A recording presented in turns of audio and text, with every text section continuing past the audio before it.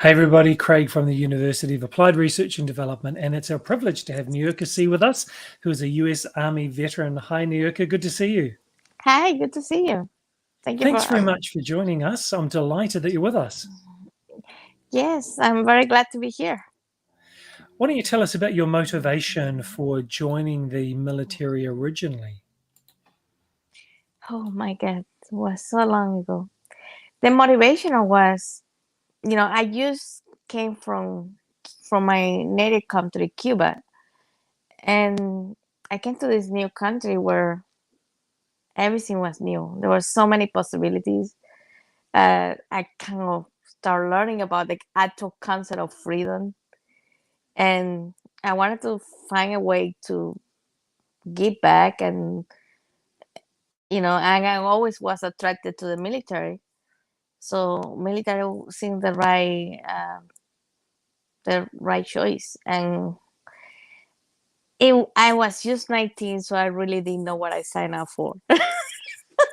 I, I thought I was going to be marching and having weapons and maybe jumping out of airplanes, but there was so much more, right? And it was a journey, and I got to discover a a new world, a new culture and everything. It was amazing. One of the best Hmm, decisions I ever made. wow. And I noticed that you've had a number of different times. You were in the US Army, then you're a reservist, and then you're a sergeant in the Army again. Do I understand the progression? Yeah, well, I got out a couple times. I got, and then I had to go back because um, I miss it every single time I got out. It was just something was missing until I can't go back anymore. And I really like the active duty part, and after a while, it got very very ingrained in everything I do, right? Even the moving, some people are they don't like the moving so much. It's something that I still need right now. It was just part of the culture, and just going to new places and meeting new people, building roots, building a community, and everywhere you go, you find somebody that you know, because even being such a big community is very small, and we all kind of have that commonality. We think kind of the same way, and that's very rare. Hmm. It is rare. Tell us about some of your experiences during your time in your service, whether it was overseas or something you did stateside. I did both. I did most of my time overseas. I was in Germany and Korea, and then in Japan as a civilian, working for the military as well. I was stateside a couple times in Fort Hood, one of the biggest military base in the United States, and every base was different. Every every station, the station, it was different, and it was the same.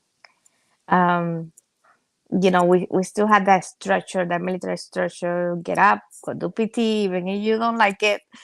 But it kind of set you the pace for the day, right? And Right. go do your job. Make sure you're in the right place at the right time. And then if you were in a different country or a different city, you get to take off the uniform and go experiment that, right? Go be part of that new location, that new culture. Hmm. So it was kind of like an adventure, right? Um, so I, I I I have very good experiences. I make a lot of friends.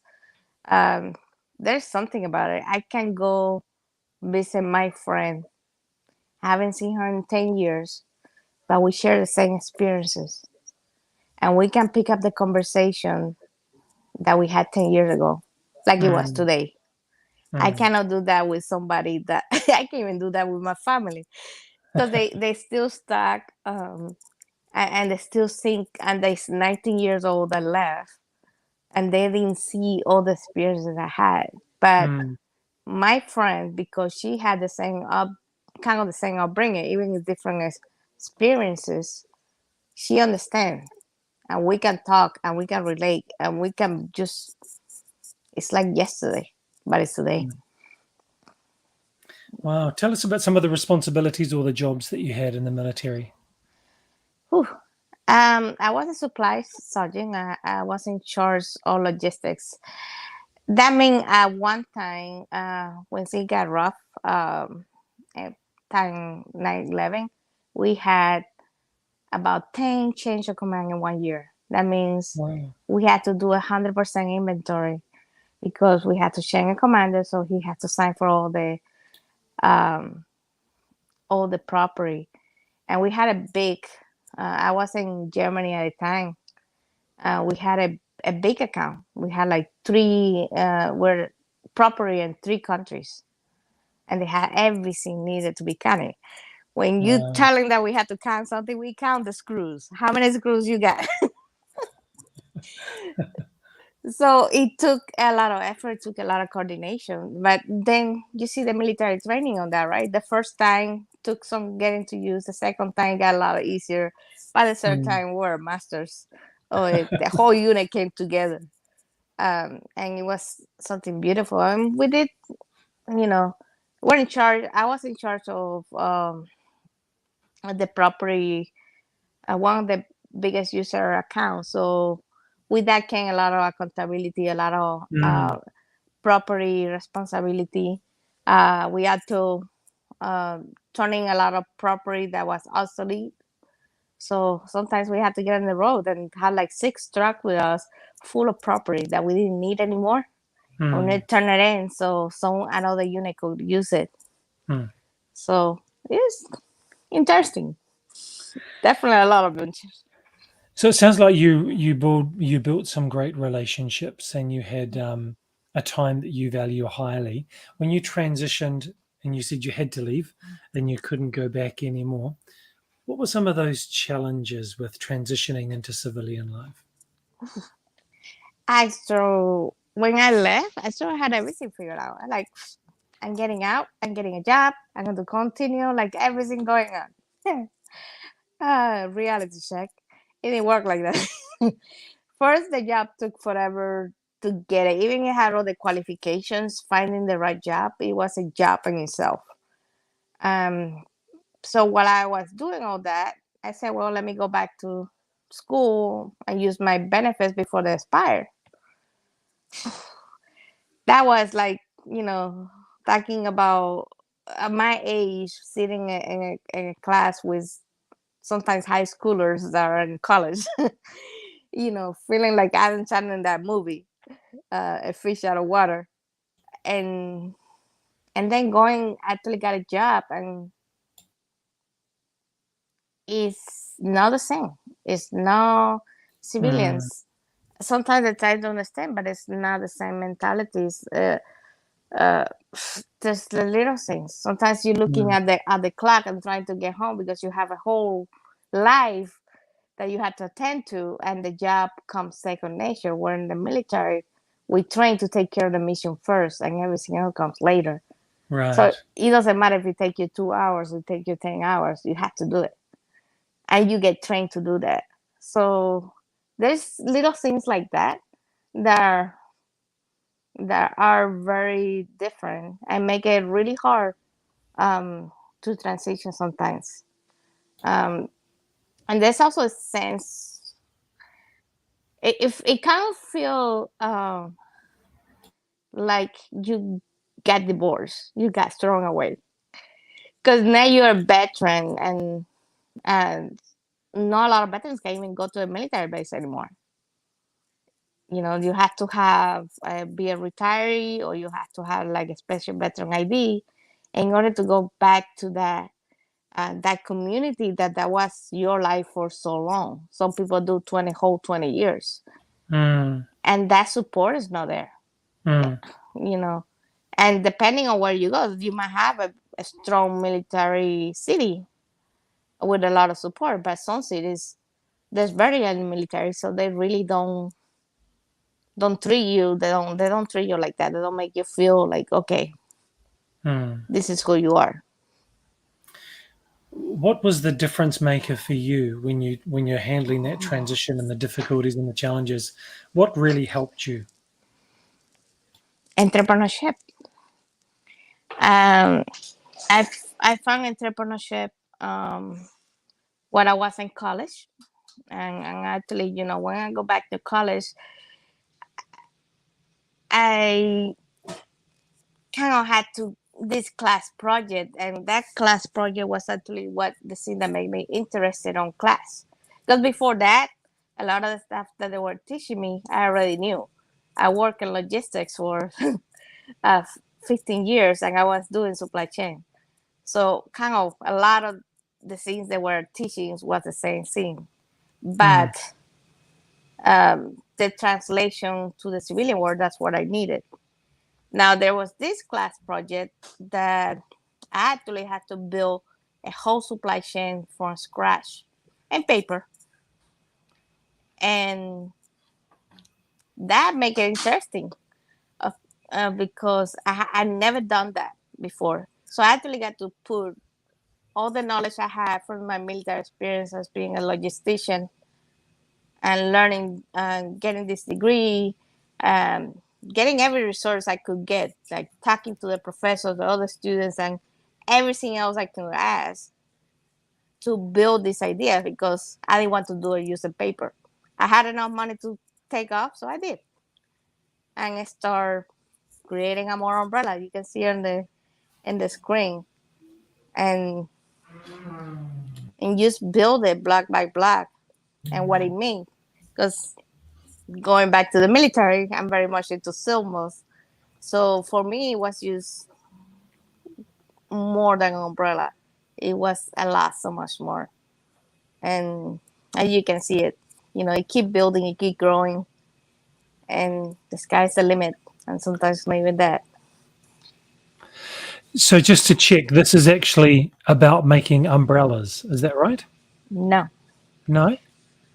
More umbrella is the signature product. It's a heart shaped umbrella. Uh-huh. The whole reason why it sparked my imagination is because an umbrella, it means shelter, Mm, and a heart is the universal symbol for love. But when you mm, bring them together, umbrella and love, and in Spanish is amor, that is even a deeper meaning because it's universal love. um, mm. it means hope, and that's what the whole basis of my Okay. company is to provide hope by telling stories in different ways from TV, podcasts. I just have a book that's getting published right now that talks about recreational therapy and just kind of discovering yourself through exploration because that's part of the transitioning, right? We lose that purpose. We do lose that mission that we had. We had somebody always telling us, "This is to get done. You need to go out there and do it, no matter what." And then after that one was done, you have another three more waiting for you. But Mm, now you're out and you don't have that somebody telling you that. You need to discover that. And that means you need to find a new purpose. By entrepreneurship, like I did, by education, by volunteering your community, by getting a job, because there's nothing wrong with mm, getting a job if that's what you want to do, or by you actually being part of your family again, where you don't mm. have the distractions of the military, you know. So Those are some great encouragements there. Keep thank you. reconnecting with family and entrepreneurship, even getting a job and volunteering. I guess to find that sense of community again. Just as we wrap up, I do want to say thank you for your service, Thank you. and thank you also for sharing your story with us. And I love the website; it's Thank you. very colourful and very engaging.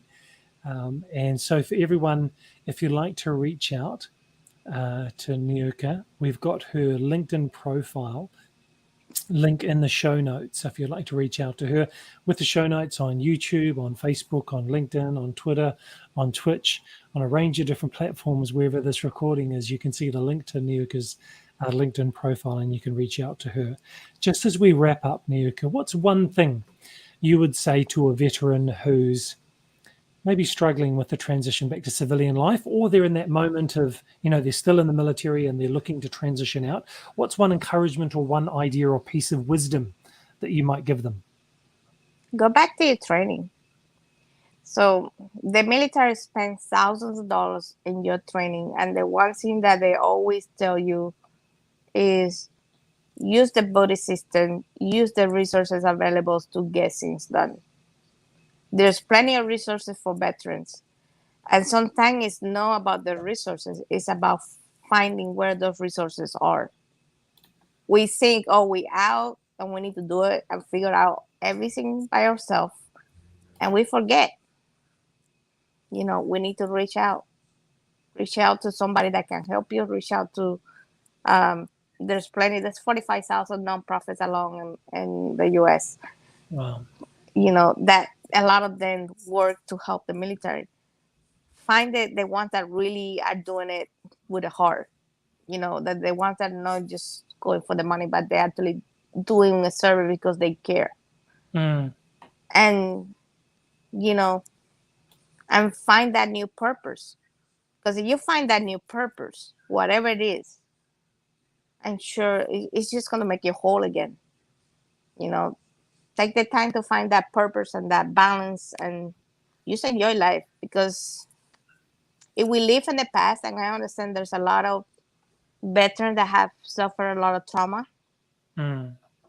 and sometimes it's hard to get unstuck. But you only live in the past or whatever trauma it caused you, moving forward. Mm. You need to find a way to overcome it, at least for a minute or at least for a day, because it will make you a better person, a better family member, a better community member. Love it. So, yeah, thank you. Niurka, thank you very much for giving us your time. And for those of you watching the recording again, Niurka's profile link is with the notes. We really want to thank you for your time and thank you for your service. And for those of you watching, if you've watched our other veteran stories, we've got great people like Niurka, and we've got tomorrow, International Women's Day.